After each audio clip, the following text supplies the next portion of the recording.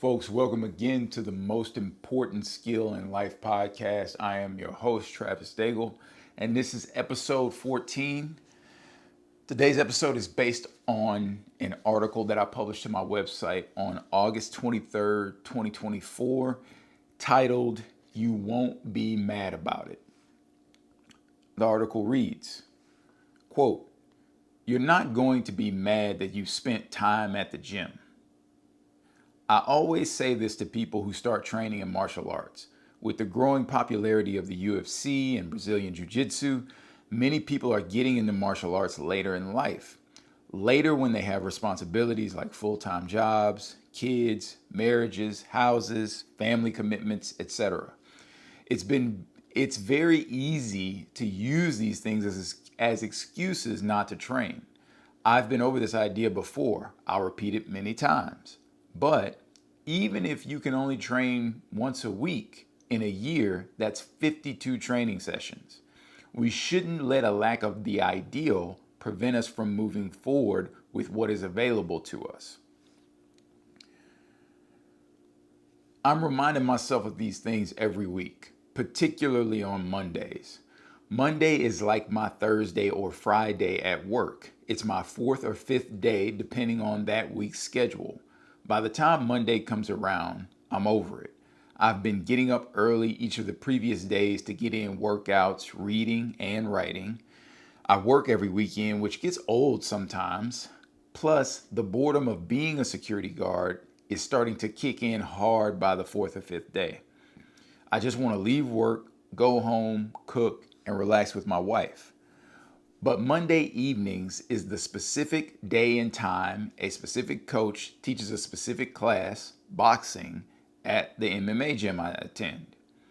I really want to learn boxing from this coach. So all day Monday, I'm having to pull my mind out of the gutter. I'm tired, I'm bored, I get more tired because I'm so bored. All I can think about is leaving work, going home, and relaxing. But this is where I have to practice mental martial arts. First off, I have to reflect that I have never regretted going to the gym to train. While I'm walking around on patrol, I'll say to myself, quote, "Travis, you're not going to get to the end of class tonight and be like, damn, that was a waste of time." There are coaches that will waste your time, but not at this gym. Secondly, I have to be aware of what I'm feeling in my body. Am I physically tired from laboring hard in the sun for the previous 4 to 5 days?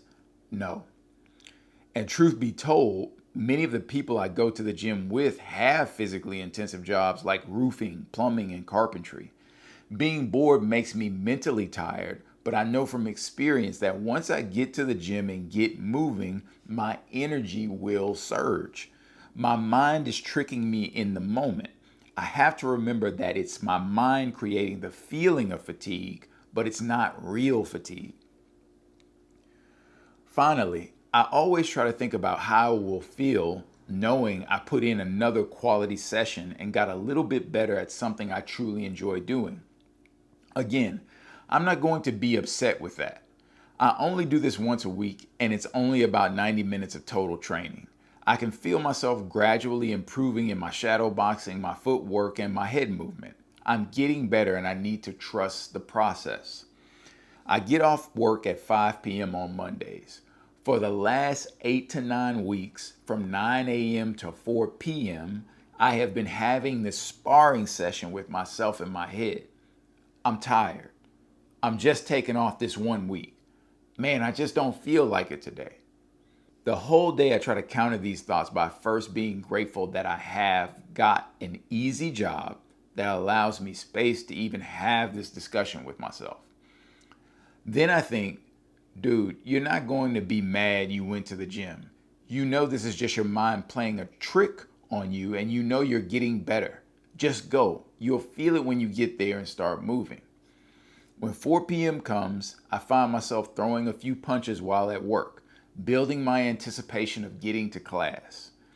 I'm telling myself to clock out, change clothes, and get my butt over there.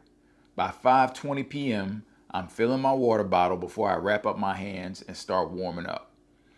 This has been the last 8 to 9 weeks since I started attending Monday night boxing class. This battle has gotten easier with each successive week. I still feel tired, but now I know that I'm in good physical shape for the workout, which is yet another reason to overcome the friction and get to the gym. This is the battle of creation and becoming something. This is the battle of change. In different doses, I experience this same friction when I get ready to sit down and write in the morning, when I get ready to cook a meal, when I get ready to do a workout at home. Hell, even the conscious act of expressing gratitude is fraught with friction sometimes. It's so much easier to complain, but are we really going to be mad that we spent some time expressing gratitude and thankfulness for the many good things we have in life? I don't think so. So again, folks, the title of this article is "You Won't Be Mad About It," posted to my blog on August 23rd, 2024. Make sure you go over to travisdaigle.com and subscribe to the blog so you can get these articles straight to your inbox. And listen, there's something that I always talk about when I talk about change with people, is I talk about the inertia of change. And when I talk about change being the hardest thing we do in life, I mean all types of changes, right? And so I mentioned a few in that article. I'm talking about what happens specifically on Monday evenings when I'm getting ready to get off work. It's my fourth or fifth day at work. My weekend is about to begin on Tuesday. And man, I'm just over it at that point. I'm tired from getting up early, like I said, to do writing, to do workouts, to do reading before I go to work. And then the boredom does make me mentally and kind of emotionally feel exhausted.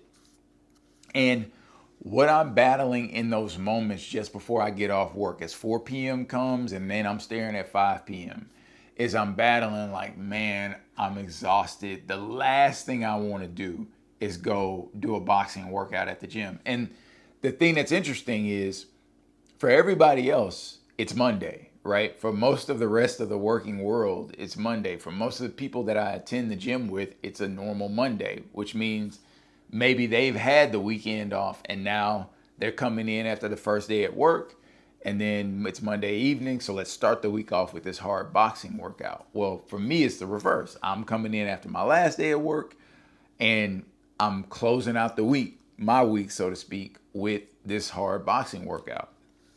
And the change that I'm trying to make is the incremental change to become a better boxer, right? I'm not going to compete in boxing anytime soon, and probably never. At least I just don't have that desire anymore. I'm not trying to move towards some competition or anything. I just love the sport and I love learning it. And I want to be able to defend myself. After all, I am a security guard, right? So I am wanting to get better. I'm wanting to make this change. But that process is filled with friction. And to me, this is something that you could look at any change you're trying to make in your life. You're gonna have to deal with the inertia of change. So what do I mean by that? It's that friction that you have to deal with when you're trying to go from your current behaviors to implementing habitually a different set of behaviors that gets you to the change that you want to get to. I've used the inertia of friction. I've used that phrase many, many, many times over the years to describe the difficulty that we have and the failure that we will experience as we try to implement new changes so that we can see new things happen in our life. So for instance, if you're in debt and you're getting on a budget for the first time, there's gonna be a friction with maintaining that habit so that you can see the fruit of staying on a budget for 6 months, a year, 2 years, et cetera, et cetera. And what happens many times to people is in that inertia zone, you experience a lot of failure. There's just mental and emotional exhaustion with trying to change things and maybe kind of not really not understanding quite yet what's sustainable and what's not sustainable for you. And people, people do it with exercise at the beginning of the year. It's New Year's. People want to get in shape. They want to start going to the gym. I've met people so many times, and they go from not going to the gym at all to saying that I'm going to go to the gym for an hour 6 days a week. And it's just not sustainable when you've been doing nothing and now you're going to that amount of intense physical activity. You are going to burn out. But here's the deal, that's the inertia of change. That burnout and that initial failure in that attempt is part of the inertia of you figuring it out so that you can bring this new behavior into your life and sustain it for the long haul. So you gotta be willing to battle the inertia of change. And that's all that's happening to me at work on Monday evenings when I'm talking to myself saying like, God, man, I'm tired. I'm just over it. I just want to go home and chill. And I literally, and the last episode I talked about practicing mental martial arts. I literally start to think about, Travis, have you ever regretted at the end of boxing class? Like, have you ever said to yourself, like, man, I really just wasted the last hour working on boxing? No, I've never said that to myself. In the 4 years that I've been going to this gym, in the, I don't know how many years collectively at this point that I've been doing martial arts, I've never gotten to the end of class. I've never had a situation where I forced myself to go to class when I was tired. And then at the end of it, I said to myself, that was a waste of time. Now, have I overtrained before? 100%. But again, that's part of the inertia. That's part of the inertia of change. It's figuring it out. I think very rarely in life, think of it like relationships. Like there is no handbook to relationships. There's no handbook to being a great friend. There's no handbook to being a great spouse or boyfriend, significant other, whatever the case may be. Like you kind of just got to figure it out, right? But the idea that you may fail, I would like to think, we talk about this. I talk about this all the time. The idea that you're going to fail or that you're not going to fail. Let me say it like this. The idea that you're going to fail would not thwart you from having friendships, should not thwart you from having friendships, should not thwart you from romantic relationships. Again, same thing with getting out of debt or implementing exercise habits. Maybe you're into martial arts like I am. Maybe it's yoga. Maybe it's Zumba. Like maybe it's a dance class. Like you're learning salsa. Maybe you're learning a cooking class, learning a language. Whatever the case may be, there is going from where your current skill level is, your current abilities are, to greater abilities, and that journey in between is usually the beginning of it is filled with a lot of friction because you got to implement new habits so that you can then see the changes that you want to see in your life. And you just got to deal with the inertia of change. That inertia, that space, that time frame is going to involve failure. It's going to involve implementing strategies that are unsustainable. It's going to involve trying out ideas to get better that end up proving to be faulty. It's going to involve, it should involve, I think, reading different books, getting different perspectives from different people on different strategies and different ways to go about this change. All of that is the inertia of change. Over time, as you pay attention to the results in your own life, as you implement certain principles and behaviors, you start to figure out what's sustainable and what can I maintain for the long haul. But you just got to know, man, like that fatigue you're feeling, that tiredness you're feeling, that sense of failure you're feeling, that's all part of the process. And I think with any significant change we want to make, you got to deal with that inertia phase. You got to deal with that heavy friction phase. And so let me look at some more of my notes here. So again, going back to mental martial arts, like I talked about in the last podcast, something that I have to do with my job as a security guard, because I do get bored at times, is I have to stay focused on the fact that I get to do so much. I get to work on podcasting, writing, doing martial arts, etc. And it's a repetition thing, y'all. Like like I'm recording this podcast in April of 2025. I wrote this post in August of 2024. So, we talking about 6, 7 months ago. And over the last 6, 7 months, like I've gotten better at Monday nights, at Monday evenings when I'm getting off work. I've gotten better from both a practical standpoint. Like I had to make tweaks in my workout schedule, again, changes, and I had to start moving some things around because I recognized that part of the reason I was so tired on Monday night is because I was accumulating too much fatigue from working out too much, which is a problem like I've always had my whole life. My issue is never work ethic. It's always doing too much and not getting enough recovery. But in my 40s, I'm starting to become wiser about this. I'm starting to catch myself in this, and by making some practical adjustments, now I'm realizing I'm not even tired on Monday nights like I used to be. For the past 4 or 5 weeks, I'm like, oh, like I feel I'm ready to go. I could do two classes on a Monday night nowadays because I've tweaked my workout schedule properly. And I've also worked heavy on repetition and being grateful for the fact that I get to do this and I get to, you know, really spend lots of time with things that I'm passionate about. I say this to people all the time. I try to remind myself of this all the time. There's nothing in life that I am not doing or haven't done that I wanted to do or that I currently want to do. Like there is no sport that I haven't participated in that I really had this burning desire to participate in, but because of my job I can't do it anymore. There's no other activity that my job is keeping me from.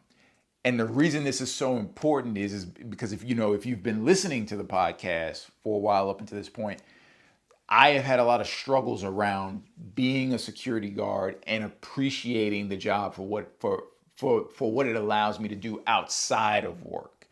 And I'm finally getting to a place through practicing mental martial arts. I talked about practicing gratitude on a regular basis, being thankful for what I have and what I'm able to do. It's changing my mind, but that there was the inertia of change in that it feels so trite. Practice gratitude. That feels like, oh, don't tell me that. That doesn't solve my problem. And we've hopefully, part of my ability to even make content, write articles, is because life always has problems that I'm trying to solve. And that's where my articles and my content come from.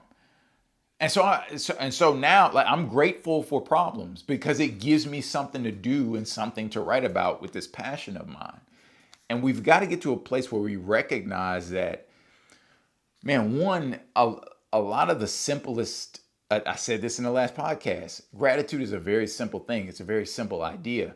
But what you got to realize is the level to which you have to practice it. Again, using martial arts as an analogy, you look at a boxer with a really, really good jab. Look at a professional boxer who's got like a Floyd Mayweather, or back in the day, like a Larry Holmes. You got to think that these pro boxers, to get to that high level ability with that one punch, to get to that high level ability and that kind of speed and that kind of accuracy, I mean, who knows? Thousands upon thousands upon thousands upon thousands of jabs thrown over years of time to display that kind of professional artistry and mastery of just the one piece of a total skill set that they've mastered, right? So what am I saying? Don't say gratitude is trite until you've been thinking about it every moment of every day for the last 20 years. If it still doesn't work after that, then okay, maybe I'm wrong. But I bet you it does. I bet you it does. And that's what I'm realizing just in this 6-month period of just using different mantras with myself. Like I said, world class training facility. When I go to work, it's a world class training facility. It's a place where I get to train my mind to be grateful and to be optimistic and positive and solve these different problems in my life. It's a place where I get to train my body with all these stretches and these very simple body weight skills that's changing my ability to express myself athletically. It can be world class in that regard, in those regards, or it can just be a place I go to and man, I'm bored, right? But I have to fight the inertia of change. I have to fight, move through that friction, express that gratitude, get my mind in the right place so that I can enjoy where I am in life. So it's important. Mental martial arts, again, another thing that I'm going to go over again and again. And that's what this whole ownership framework is about. Remember, 3 principles of ownership, the most important skill in life: taking control of your actions, responsibility for your actions, beliefs, and direction in life. And a lot of this article is about all of those things. I know I have a vision to be a better boxer. That's the direction I'm trying to go in. The action I need to execute is to fight and get my butt in the gym and go to class. And then the story I have to break down is that I'm tired. Well, I know I'm not tired. I hadn't been laboring, digging holes and doing construction out in the sun for the past 5 days. I've been walking around in an air-conditioned building. I'm tired because I'm bored. Exercise some gratitude, Travis. Be thankful for what you have and move forward. The most important skill in life, y'all. That's why I'm putting this stuff out. And that leads right into the next thing. A part of dismantling that story of I'm tired is, again, me thinking forward and thinking about how am I going to feel once I've completed the workout. I'm going to feel great. And this is, remember, when we're dismantling stories are facts tied together through assumption. So it is factual that most of the time on Monday evening, in times past, certainly when I wrote this article, I feel tired. But when I dig, and so therefore the assumption that sometimes I'm emotionally making in those moments is I'm tired, so I don't want to go to the gym to go to boxing class because I'm tired. And the piece of factual information that I'm using in the moment to break that story down is, yeah, but what am I tired from? Am I tired from laboring hard physically and my body needs recovery? Or am I tired because I'm bored and I'm allowing my thoughts to drift into boredom? Is it possible that I could energize myself by, again, thinking about my writing, thinking about podcasts, thinking about exercises I could be doing, listening to some uplifting podcasts, on Spotify, et cetera, right? And so when I dismantle that story of I'm tired by digging deeper into the facts, it then allows me to project forward and say, okay, how am I going to feel tonight at 7:30 p.m. when I've completed boxing training tonight? And the answer is always, I'm not going to be mad about it. I'm going to feel good about it. I'm going to be tired, and I'm going to be happy about the fact that I got my lazy butt up and I got over to the gym, right? Every time. And so that phrase, you won't be mad about it. You won't be mad. What else could we use this with? Look, you're struggling to implement a budget in your finances. Think about a year from now, how you're going to feel because you went ahead and fought through that friction to get that budget implemented. And for years, you've never had money when an emergency popped up. And then suddenly you got $500 sitting in the bank when, I don't know, the tire pops on your car and you need to go get a new tire. Like, you're like, man, I've got the money. Why? Because I fought through the inertia of change to start budgeting. Same thing with a relationship. You're not going to be mad that if in a year from now you realize that you and your spouse fight a lot less, or you and your significant other fight a lot less, because instead of focusing so much on their behavior, you start focusing more on your own behavior. So every time you get that urge to get mad about something they're doing, you start to turn the lens on yourself and ask yourself, what are you doing? What are you doing to allow your emotional state to get to such a place where now you're pissed off and angry about what they're doing, which you can't control, right? You can control your actions. Like, You're not going to be mad if a year from now, because you fought for that self-awareness, that now, man, we don't fight as much. Well, why? Because I'm not spending all my time trying to think about and control somebody else's behavior, because now I'm focused on my own behavior. You're not going to be mad about it. So, and all these positive changes that we want to experience, inertia of change. So you got to think about, are you going to be upset that you put forth the effort to get to a better version of yourself? Probably not, right? And so I know it can almost feel like sometimes we're missing out if we go ahead and exert ourselves in a certain way that we know is going to be challenging. Like, man, like, I mean, for me, the specific thing I think about is when I fight the urge to overindulge in sugar, there's a part of me that feels like I'm missing out on the high that I get from it. Like, damn, man, I'm gonna miss out on the high. But the reality is if I want to eat a whole box or a whole package of Oreos today, and I decide no, Travis, you're not gonna go get the Oreos, and you're not gonna sit here and eat a whole package of Oreos. Tomorrow, I am not gonna be pissed off that I struggled to fight that urge and fight that craving. Assuming I win that battle, I'm not gonna be mad that I fought it, right? Now here's the other thing. What if I lose the battle? What if what if I fight it all day and then at 7 p.m. I break? The same thing applies. In my experience, the same thing applies. I'm not gonna be mad that I fought for as long as I could and then I cracked. Because again, inertia of change, friction, it's gonna be there. That's gonna be a part of the process. What I do think you'll be mad about is if you don't fight. And if you look back and you realize, like, I've never really put up a serious battle to change in any real way. And I've talked about this before. I think this is where bitterness comes from.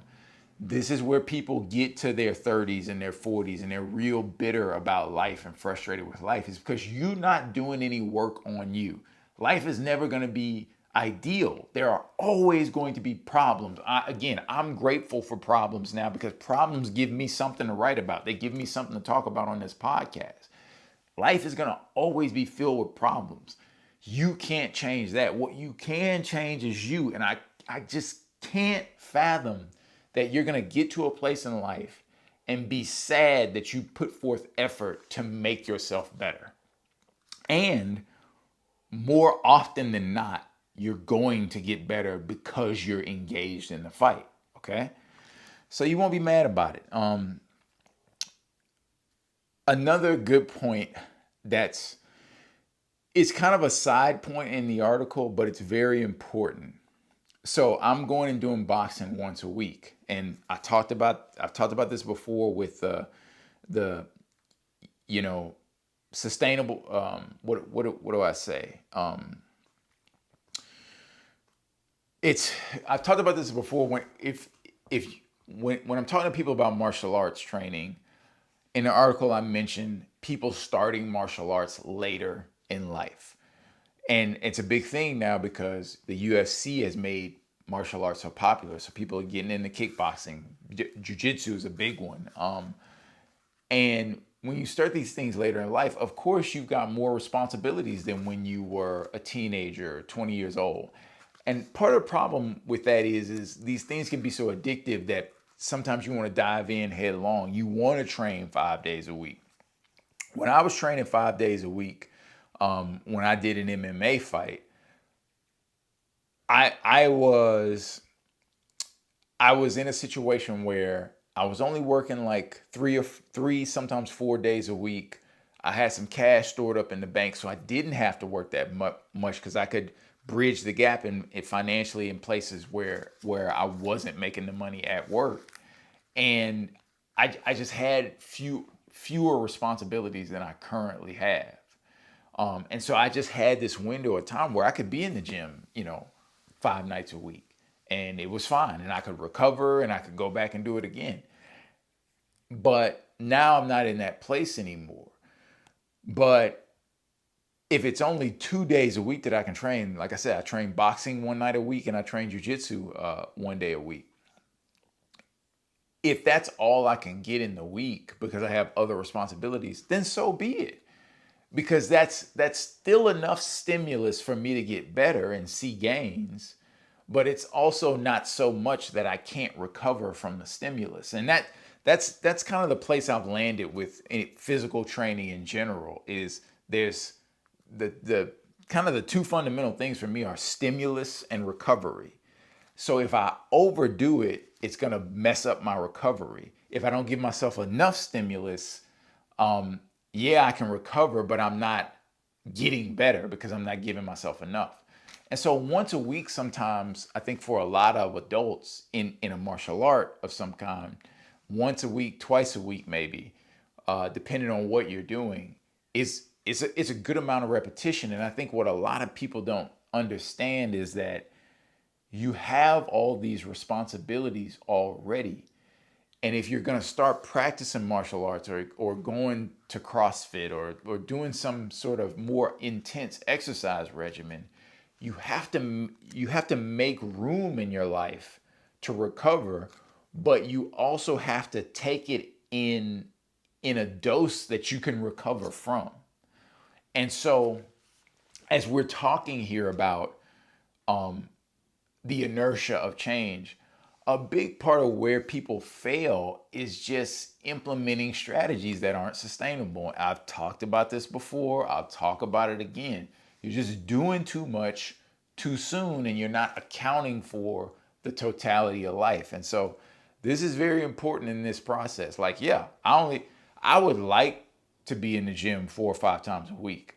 But my life and my responsibilities don't facilitate that. A big part of me not doing that is the fact that I treat like right now I'm doing the gymnastics training. I've posted some videos on that. And I treat that training just like it's martial arts. And by doing the body weight strength work that I do, doing the flexibility work that I do at home, it takes up some of that training time that I could be in the gym, but also doing that training makes my body resilient for the times that I do get in the gym.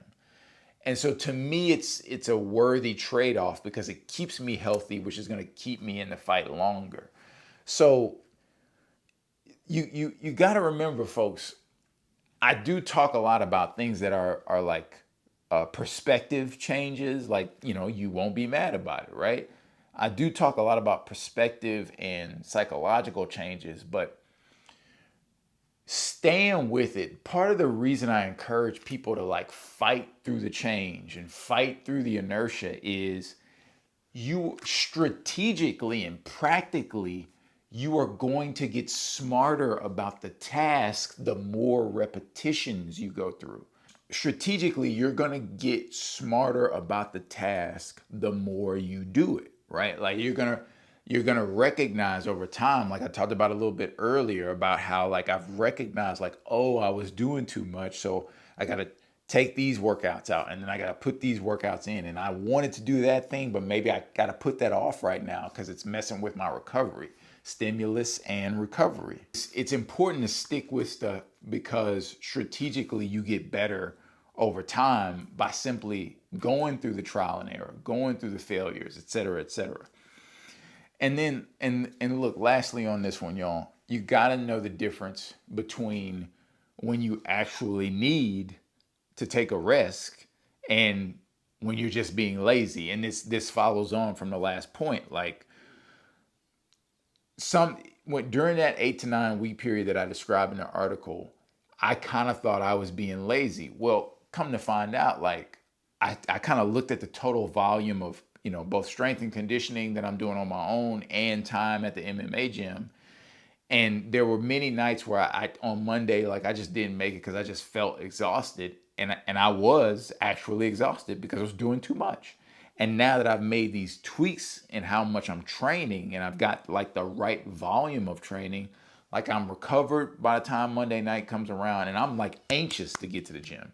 And so there's the practical, but then there's also the psychological part of being grateful for the fact that I've got a job, that allows me the space to get to the gym. So y'all, yeah, I'm sorry about the technical difficulties. My light here just went out on me, and maybe because I'm talking too long on this episode, I don't know. But listen, y'all, you won't be mad that you put forth the effort to change yourself in a positive way. Like, I can't see you being mad about that.